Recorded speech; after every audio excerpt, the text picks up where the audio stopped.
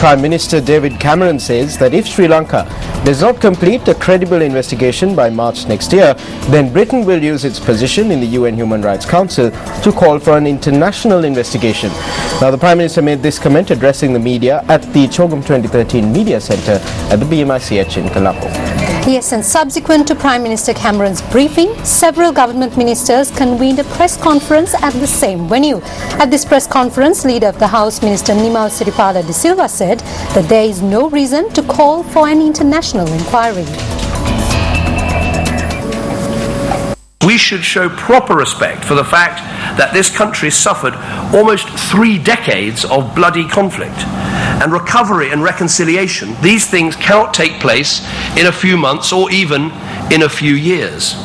But yesterday I made clear to Sri Lanka's President Rajapaksa, that he now has a real opportunity through magnanimity and reform to build a successful, inclusive and prosperous future for his country. And I very much hope that he seizes it. That means working in partnership with the newly elected Chief Minister of the Northern Province. It means freedom for the media, and it means credible, transparent and independent investigations into alleged war crimes. And let me be very clear, if that investigation is not completed by March, then I will use our position on the UN Human Rights Council to work with the UN Human Rights Commissioner and call for a full, credible and independent international inquiry. We are used to this pressure. Sri Lankan government will do the correct thing, but will not do the wrong thing due to pressure. We will resist any international inquiry. That is the policy of the government. Because we believe that there is no reason for an international inquiry. Within a short span of time, we have done our best in the reconciliation process. Most of the allegations are unfounded. We have already conducted certain internal inquiries, so there is no justification for predetermined international inquiry. As things stand, the Sri Lankan government don't accept the need for a full independent inquiry. They haven't established it. They have, of course, set up their own reconciliation commission, and that has done some good work, but I think this particular piece of work needs to be done. And the message I have is that, this issue isn't going to go away. This is an issue now of international concern, and it's going to be an issue that, as I say, won't go away, and we should pursue it very vigorously. No country should be allowed to impose their form of thinking on another country. That is not the Commonwealth value and tradition. We were participating in Geneva for last 2 years. This threat had been always there. So this is not a new threat.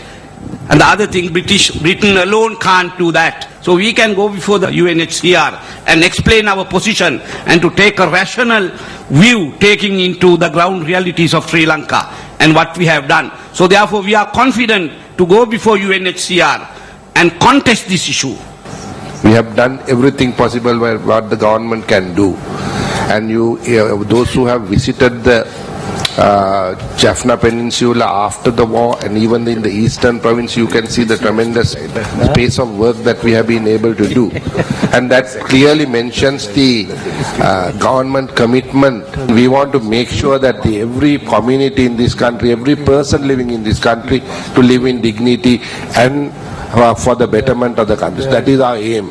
And we will not deter by those who live outside without understanding the correct position of Sri Lanka, because they are not privy to see the development of Sri Lanka to tarnish that image. You can see enormous economic progress been made, and as I say, great potential. I'm hugely optimistic about the country's future. But also, it's very important that we don't ignore issues such as freedom and human rights.